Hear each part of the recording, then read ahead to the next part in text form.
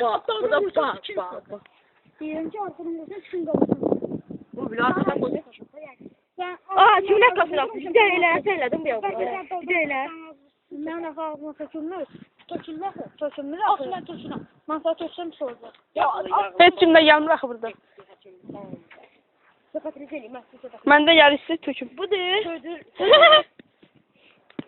O neyse plastiline okşuyordu onun içi. Güzel bana ya. Yağlar. Nə oldu səbəbsiz çıxardı? Telefonu da çekti zaman. Sen harika tutuyorsun bana. Ha, sıçtırlar. Sıçtıralım. Yapsam ki yalnız evet. Selam sopasını elini yer buna. Ha?